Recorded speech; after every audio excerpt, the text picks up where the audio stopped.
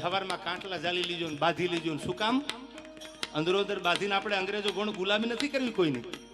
હવે સાંભળજો, હવારમાં હું કપડા નવા પહેરીને નીકળ્યો જગદીશભાઈ, એટલે કપડા નવા પહેરીને નીકળ્યો તો એક માંદણામાં ખાંદામાં ભેંસ બેઠેલી, આખી ખાંદો ખાંદો ભરેલી હો, આખી ખાંદો ખાંદો. એટલે હું તો કપડા પહેરીને નીકળ્યો તો મેં જોયું તો ભેંસ મારા સામે કતરા. મેં કીધું સાલું ભેંસનું આપણે કઈ બગાડ્યું નથી અને આ ખાંદામાં બેઠી બેઠી મારા સામે કાં કતરાય. પણ મૂળ મેં નવા કપડા હારા પહેરેલા, એ ખાંદામાં બેઠેલી ભેંસથી જોવાનું નહીં. એટલે મારે નીકળવું અને એને ખાંદામાંથી બહાર આવવું. એટલે મને એમ છું કે ભે ખાંદામાંથી બહાર કેમ નીકળી? મેં તો નવા કપડાં પહેર્યા હતા એટલે મને બીક હતી કે આ કપડાં ક્યાંક ડાઘ પડી જાય તો મારે ગામત્રે જવું હતું. બીજા જોડી હારે હતા ને મારી બેગમાં, એટલે મેં કીધું ક્યાંક કપડાં બગડે તો આપણે થોડાક છેટા હાલીએ. એટલે હું થોડોક આંખો વયો ગયો, વળી થોડીક ભેંસ બે ડગલા આગળ હાલી. એટલે મને એમ છું કે આપણે હજી થોડાક છેટા વયા જાય. આ તો આખી ખાંદો ખાંદો ભરેલી છે, એને બગડવાની બીક નથી. બીક તો મારે હતી કારણ કે મારા નવા કપડા હતા.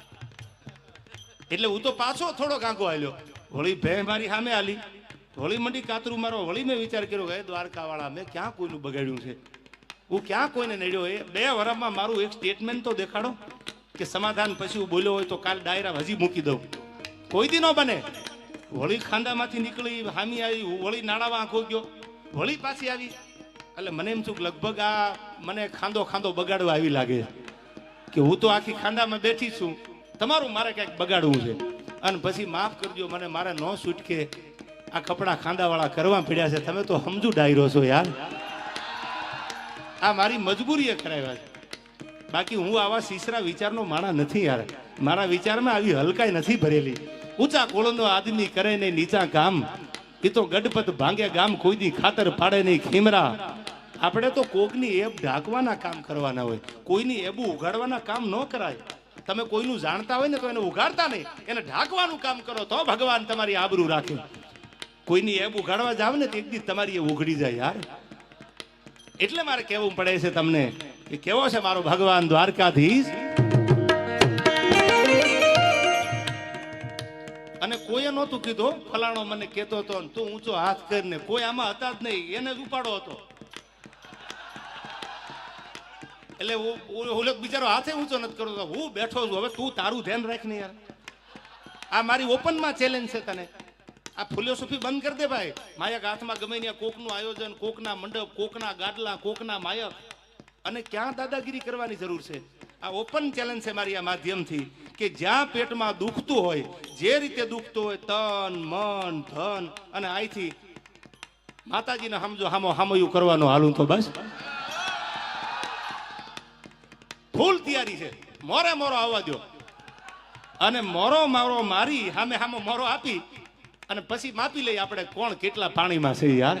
શું રોજ ઉઠી નાહકના યારા ગામના છોકરા બગાડો છો? હાલવા દે ત્રાગરાજ.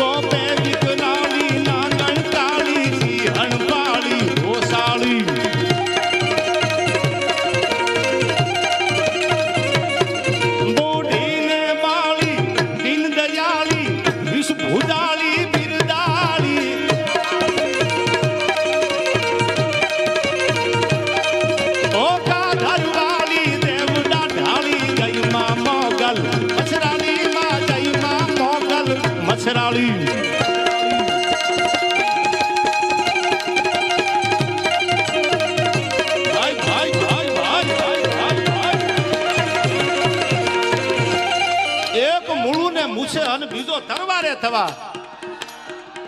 અંગ્રેજોની સામે મુળુ માણેકને હાજર કર્યો. અંગ્રેજોએ કીધું મુળુ માણેક સલામ કરી દે તો ગુના માફ કરી દઉં. એક મુળુને મૂછે અને બીજો તરવારે થવા. આમાં હતજો ત્રીજો હાથ તો નર અંગ્રેજને નમે નહીં. આવી વાતો તમારી સામે કરવી છે. છેલ્લો છે તમને સંભળાવી. ધર્મની વાતો આપણે જ્ઞાનની વાતો કરવી છે. ખાનદાની નમીરાતની વાતો કરવા તમારી સામે આવ્યો છું ત્યારે